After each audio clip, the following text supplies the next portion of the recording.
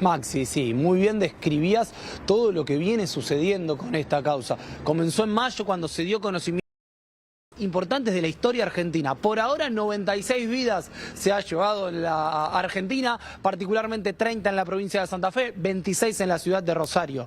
Hay que decir que varias víctimas también, de las que se sospecha que pueden haber sido infectadas, hoy no pueden ser analizadas porque al haber transitado durante este tiempo una enfermedad muy importante, alguna muerte cerebral, tiene que ver con que muchos de sus familiares entendieron que el final de su vida se había dado de manera natural y no por este fentanilo infectado. ¿Cuándo empezó a moverse un poco más el caso? Cuando se empezó a comprobar que algunos pacientes habían entrado en situación ambulatoria a llevarse adelante, no en los efectores públicos, porque por ejemplo, en el hospital de emergencia Clemente Álvarez solamente se suministraba este fentanilo a la gente que estaba en terapia intensiva. Pero por ejemplo en el hospital italiano de Rosario, un hombre de 68 años entró a realizarse una cirugía ambulatoria que tenía que ver con una cuestión en los riñones y quedó infectado con este fentanilo. Entró primero en lo que al principio se hablaba de un virus interhospitalario, algo que se conoce normalmente de esa manera. Empezó a complicarse su cuadro y terminó falleciendo. Bueno, cuando salió esta definición de que había lotes infectados que habían comenzado a repartirse en el mes de febrero, varias familias alertaron esto y empezaron a mirar lo que era la historia clínica y ahí se empezaron a dar cuenta. Bueno, ¿qué se sabe rápidamente? 22.000 de estas ampollas infectadas de estos dos lotes fueron repartidas en la provincia de Santa Fe. Muchas fueron retiradas por el municipio, pero muchas otras fueron administradas durante ese tiempo entre el que el municipio no se dio cuenta. Y aquí, en el tiempo en el que hablamos, es donde se armó la polémica. ¿Por qué? Porque una declaración del intendente Pablo Hapkin habla de que el primer descubrimiento de este fentanilo infectado es del 13 de febrero. Pero eso no quiere decir que el municipio de Rosario se haya enterado el 13 de febrero y no haya accionado hasta mayo, sino que en mayo, al anoticiarse de este lote, fueron para atrás en la investigación, particularmente en el Hospital de Emergencias Clemente Álvarez, y ahí se dieron cuenta que la primera ampolla de este lote fue en el 13 de febrero. Se agarró de esto el dueño del laboratorio para salir a cruzar al intendente de la ciudad por decir que era una irresponsabilidad que él en febrero se haya dado cuenta y no lo haya denunciado. Bueno, rápidamente el municipio aclaró que esto no fue así, que ellos se anoticiaron en mayo de que estaban infectados y que yendo para atrás descubrieron que fue a partir del mes de febrero. Si te parece, Maxi, lo podemos escuchar al intendente de la ciudad, que en el marco de una presentación de obras públicas hoy hablaba de esta polémica y de lo que opina del dueño del laboratorio. Lo vemos. Mire, yo creo que va a ser, lamentablemente, una de las catástrofes sanitarias más grandes de la historia de la Argentina. Porque obviamente uno podría decir, por el fentanilo contaminado o con fentanilo contaminado, la cantidad de fallecimientos lamentablemente va a crecer. Y eso obviamente no tenemos duda que implica más familias afectadas, más víctimas. Estuvimos reunidos con los familiares que se están organizando. Estamos frente a un hecho realmente grave. Sé que la provincia se suma ahora como querellante y no tengo ninguna duda de que la causa penal deberá avanzar también sobre establecer ya algunas responsabilidades. El mismo día de la alerta, antes de que esté prohibido, retiramos las ampollas que no se habían colocado e iniciamos en el ECA la investigación hacia atrás. Esa investigación nos arrojó 8 casos de los meses de febrero, marzo, abril, que estaban ligados a personas que terminaron falleciendo y a las cuales se le había aplicado ese fentanilo contaminado.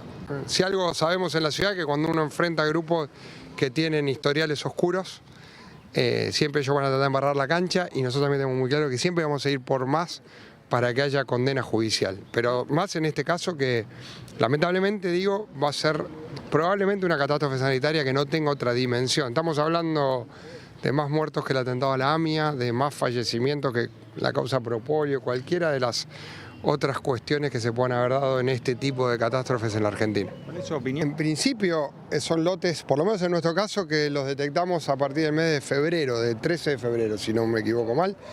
Si no lo digo mal, creo que es el propio 13 cuando recibimos el lote. Puede que en algún otro efector haya sido en otra época, pero no muy lejana esa fecha. Pedir a la gente que pida la historia clínica y lo que hemos hecho ayer es acordar con los familiares, tener un mecanismo de apoyo constante, tanto en los requerimientos de las causas como en lo que tiene que ver con el sostén psicológico y emocional de familias que están también transitando un duelo mientras ven. Por supuesto, va a haber casos en que la muerte pueda probarse que el nexo causal fue la aplicación del fentanilo, o casos en que hay fallecimientos por otras causas con fentanilo, pero en todos estos casos merecen una investigación judicial y entiendo que es lo que debe tramitar en la causa. También le hemos planteado a los familiares poner a disposición nuestro rol de querellantes para, en el caso de alguna familia no querer hacerlo a título personal, hacerlo a través del municipio. Tarde respecto a una causa que tiene muchas derivaciones y muchos actores, como decíamos, ¿no? Porque por un lado está la contención que están recibiendo y que necesitan los familiares de personas fallecidas y paralelamente la investigación, inclusive ahora con la intervención del Gobierno Nacional, que en las últimas horas señaló que va a recusar al juez de la causa, al doctor Kleplak, el juez federal de La Plata, porque no se avanza de la manera que tendría que avanzar. Hay historias clínicas que seguramente estarán formando parte del expediente. No se descarta inclusive la exhumación de algún cuerpo, ¿no? Como para determinar si efectivamente ha sido la causa de muerte. Hay un volumen, un expediente realmente muy amplio que puede llegar a tener derivaciones. Lo que la gente quiere ahora es justicia. Exactamente, las familias que se están organizando, por ejemplo hay un Instagram en la ciudad de Rosario que es Casos Fentanilo, ahí están las familias, por lo menos de estas 26 familias que ya saben lo que ha sucedido y de los que se van enterando pueden comunicarse a ese lugar, pueden comunicarse con el municipio y también ir a pedir rápidamente las historias clínicas, quienes tengan sospechas, quienes sepan que entre febrero y mayo sus familiares, sus amigos hayan estado en alguna situación en la cual puedan haber sido contaminados por este fentanilo, tengan la posibilidad de ir a buscar una historia clínica donde dice el lote y donde ahí también pueden saber si se trata de esto. Es un caso, el intendente fuera de micrófono nos decía, yo sospecho que aproximadamente esto cuando se termine de investigar a nivel nacional va a superar los 500 casos. Es sin duda una catástrofe casi sin precedentes o con precedentes muy viejos para la ciudad, para la Argentina, porque el control sobre los medicamentos será muy importante y una situación como esta sin duda complica. Hay que decir que además otro de los temas es que se mete en la agenda política. ¿Por qué? Porque hay desde un lado un cruce fuerte a lo que es el control de ANMAT